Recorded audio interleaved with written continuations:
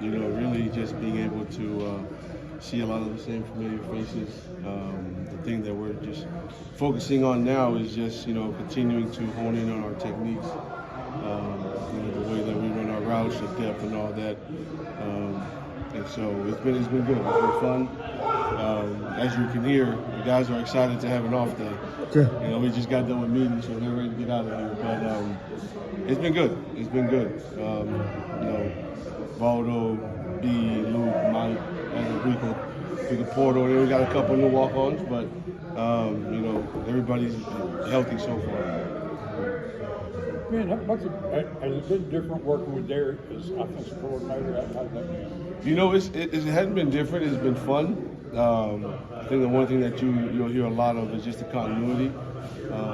Obviously being with Coach Jake for our second year together, but everybody else in that room, we've worked somehow, some way. And so I was with Derek at a previous stop for 7 years, and so it's been really, really interesting to see his growth and his knowledge of the game. But it's been fun.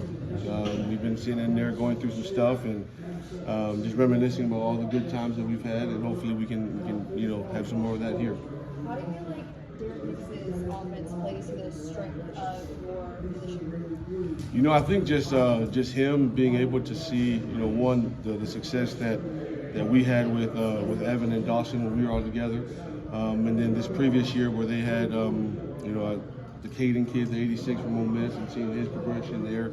The thing that surprised him, and he didn't realize how deep our room was.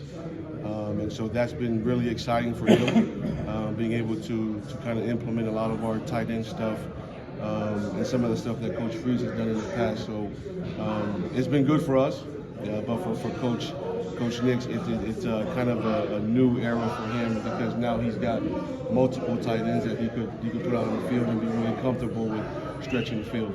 So. Do you see more of a connection? I'm sure I probably know the answer between him and Coach Freeze. There is. I think for a lot of us that have worked with him, we can always find a solution to any problems that we feel like that Coach hadn't thought through. When he presents some certain things, certain concepts, we've already kind of know where his mind is going.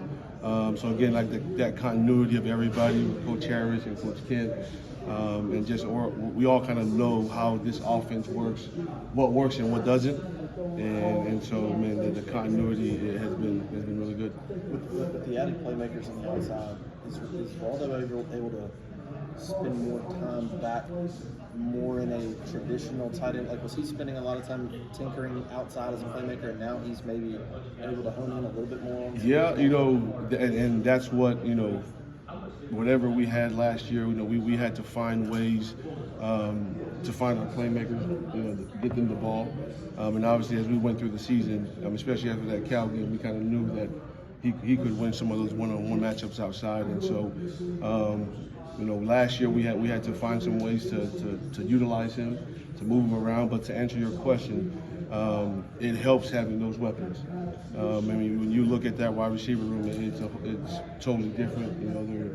Everybody talks about Coach Freeze has he has a certain look to a wide receiver, and when you look at that room right now, we're getting there, and it helps us, kind of move Valdo within the box, keep him there, take those advantages when we get to the passing game. But it's helping his game because now he's spending more time within the box where I think that run game stuff, he's taking a lot of pride in what we're doing in there. And what's it like coaching a tight end older than you with Luke Deal back? You stole my question. Fun, he's almost like I forgot who I was telling this the other day. He's almost like a second coach in there for me. We go through all the schemes and everything, and it's been fun. The really good thing with him is, his wife, Ansley, they're about to have a baby here soon. So, just another year with him has been really good.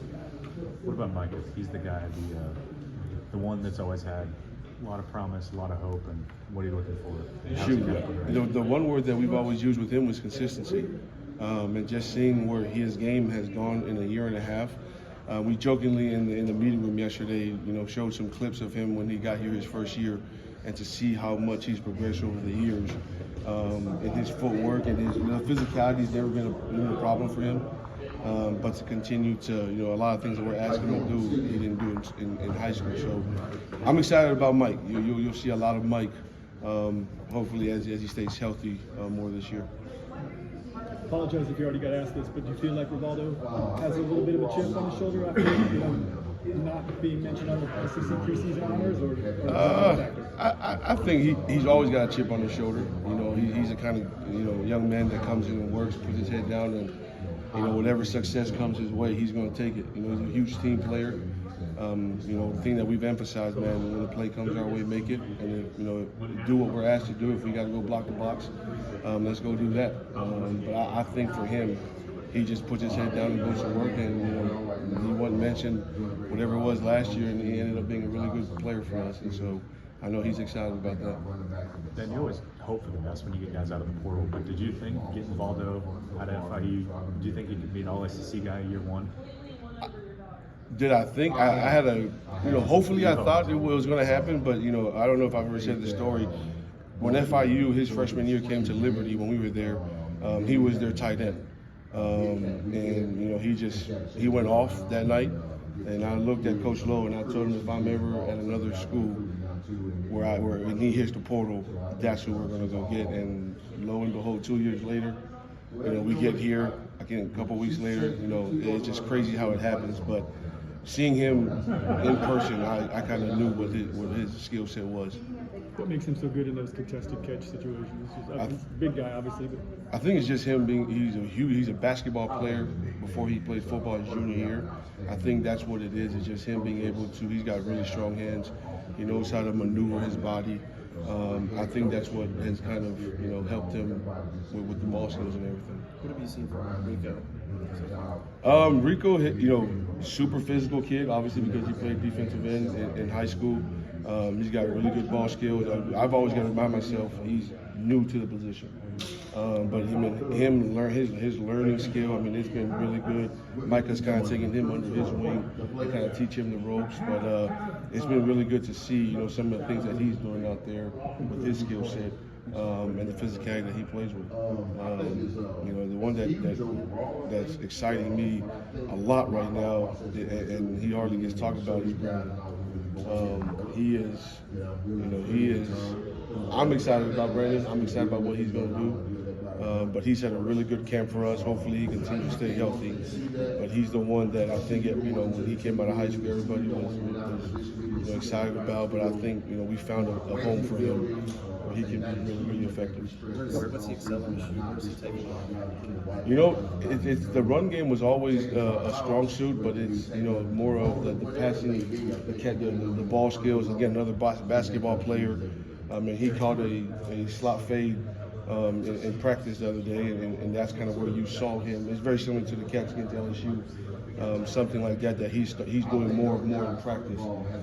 That's got us, our offensive staff really excited about what he's going to bring to the table. you got a lot of guys in your room who played a lot of seasons of college football. What do you like about that? That's what I love about it. I just tell those guys, hey, these are the tools that we use, right? This is the scheme, and if anything changes on the field, they can all fix it for me. So that's the advantages of having those older guys in there, and I've been really blessed with that. Phil, things have been going well on the recruiting front. Why is that in your eyes? I think it's just now that we've got a chance to really build relationships. I know when we first got here we were a little behind, but for us to have a year and a half, even 2 years to build a relationship with these young men, I think that's what in Auburn itself. You get kids on campus. A lot of these kids, they talk. So when a kid comes to visit Auburn, they talk to their buddies and they're like, okay, I got to go see it for myself. And I think that's what it is. And just Coach Reese sets the tone for all of us.